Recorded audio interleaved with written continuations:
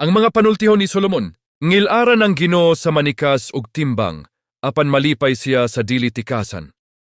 Ang manghambog maulawan, apan ang mapainubsanon mahimong maalamon. Ang tawong matarong nasayod sa iyang pagabuhaton, kay nagsubay siya sa insaktong pagkinabuhi. Apan ang maluibon malaglag kay ang sayop maoy iyang ginakinabuhi. Ang bahandi dili makatabang kon silutan sa Dios ang tawo sa kamatayon. Apan ang matarong nga pagkinabuhi makaluwas gikan sa kamatayon. Ang pagkinabuhing matarong sa tawong dili sa lawayon makapagaan sa iyang pagkinabuhi. Apan ang tawong daotan malaglag tungod sa iyang daotang binuhatan. Ang pagkinabuhing matarong sa tawong nagsubay sa insakto maoy magluwas kaniya.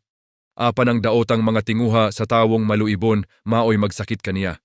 Inig kamatay sa mga tawong daotan, mahanaw ang ilang paglaom. Ang ilang gipanghandom wala nay pulos, luwason sa Dios gikan sa kalisod ang matarong. Apan ang daotan iyang pasagdan, daoton sa dili Diosnon ang iyang isig katawo, pinaagi sa iyang mga pulong. Makalingkawas ang tawong matarong pinaagi sa iyang kaalam. Manghugyaw sa kalipay ang mga lumulupyo sa usa ka lungsod kon muswag ang mga matarong. Ug ingon man kon mga matay ang mga daotan. Muswag ang lungsod pinaagi sa pagpanalangin sa mga matarong. Apan mapukan kini pinaagi sa pagpangdaot sa mga daotan. Ang tawong walay pagsabot mangbugal-bugal sa iyang isig katawo. Apan ang tawong may pagsabot nagapugong sa iyang baba.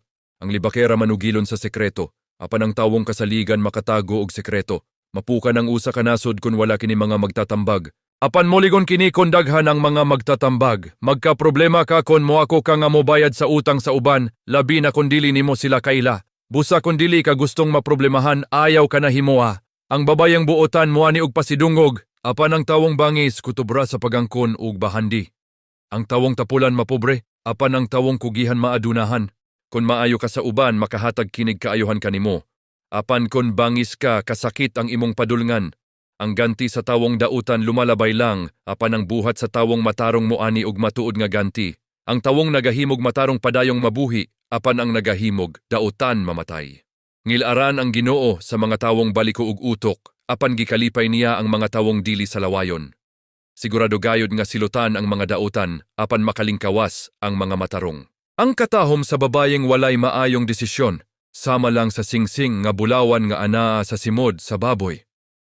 Ang ginatinguha sa mga matarong makahatag ug kaayohan, apan ang ginatinguha sa mga daotan makalagot. Ang mga mahinatagon misamot hinuon pag-uswag, apan ang mga hakog misamot hinuon og kakabos.